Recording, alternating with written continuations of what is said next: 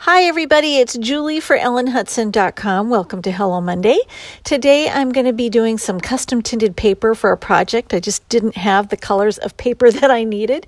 So I'm going to take some distress ink in Vintage Photo, and I've got a quarter sheet here of some Basil Card Shop cardstock. I think this one's called Candy Corn. It's just a nice kind of a rusty deep orange.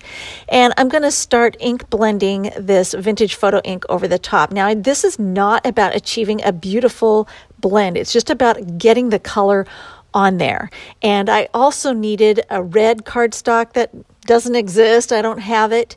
And I needed some in green tea. So I'm just going to do the same thing. I'm going to switch out the little foamy thing on the ink blending tool and just go ahead and start blending ink onto the paper surface. And like I said, I don't care that it's a little splotchy and you've got some of those impressions from the ink blending tool showing up. It's about getting the paper tinted, because by the time I'm done stamping over the top of it, you'll never see any of those imperfections. So now I'm going to heat set it with my heat tool, and then I'm going to give it an embossing powder test. And this is just to make sure that the ink is thoroughly dry. Now, as you can see, the embossing powder is sticking to that piece right there. So I need to go back and reheat that one just to make sure that the ink is all dry on the surface. Now I'm testing these other colors that I did, and they are passing the test. So once everything is completely dry, I'm going to take an anti-static pouch. This one's called Embossing Magic. And I'm just going to pounce the surface of the paper, and then I'm going to blow off the excess, because I really don't want all of the excess on there. I just want to make sure there's no moisture on the surface of these papers. So now it's ready to start stamping on, and I've got my Misty here. I just wanted the padded surface of the Misty, so I'm just using that underneath. And I've got my stamps mounted onto an acrylic block, and this is just going to enable me to re-ink and stamp really fast, because I just need to cover this piece of cardstock with as many impressions as I can. I'm just maximizing it as much as possible. I'll rotate the paper as I need to get all of my little ginger peeps stamped on there with Versamark ink. And I'm using an old Versamark pad that's kind of dirty. It doesn't matter to me that it's got ink contamination on it, because it's going to be hidden by this white embossing powder.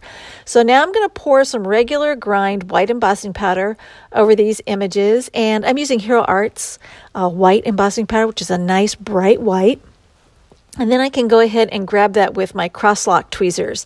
So these tweezers are the kind that release when you squeeze them, but when you let them go, they grip. So they're kind of a reverse action. And I preheated my heat gun for about 30 seconds, and then I went ahead and heat embossed all of these. I'm going to tilt the paper in the light just to make sure that everything is not gritty. It's all shiny and raised. And then I can buff off any of that extra anti-static powder that may be sitting on the surface of the paper using a Swiffer cloth. And this makes it really easy to restore the paper's original deeper, darker color. So I always do this when I'm working with dark colors of cardstock. And there you can see it looks great. And I did the same thing with the red that I did the Tutti Frutti, and the green that I did the green tea on. I stamped all my images and buffed everything off after everything was heat set with the embossing tool. So now I've got a scrap of silver. This is a brushed silver metallic cardstock, and I've cut it to size to create a cookie sheet. And I'm going to stamp a greeting. This is from a great set by Brandy. It was released last year called No Peeking. And I love the sentiment for this, and I thought it went so well with the little ginger peeps. So I'm going to emboss that in white, again using the same white powder that I used previously, onto this silver, kind of galvanized silver cardstock. And then I need to score it to give that realistic cookie sheet look. So I've got my little mini scoreboard here, and I'm using my stylus. I like using a ball tip stylus when I score my paper, so I'm just using that instead of the built-in scoring tool. And then I'm going to round the corners. This is my corner chomper. It's got a 1/4 inch and a 1/2 inch corner rounder, and I'm using the smaller 1/4 inch. And then I can go ahead and fold that paper up a little bit on those score lines, and it's going to look like a cookie sheet. Now I've got an A2 card that I've already made from some white wood grain cardstock, and I'm going to start mounting everything on there. Some are going to be flat and some are going to be popped up. So I'm popping up the cookie sheet, and I've already got my foam tape there, and I strategically left some areas blank so I could have some of my ginger peeps kind of tucked in behind it, and some will get popped up next to it or on top of it. So I'm going to have varying heights here a little bit.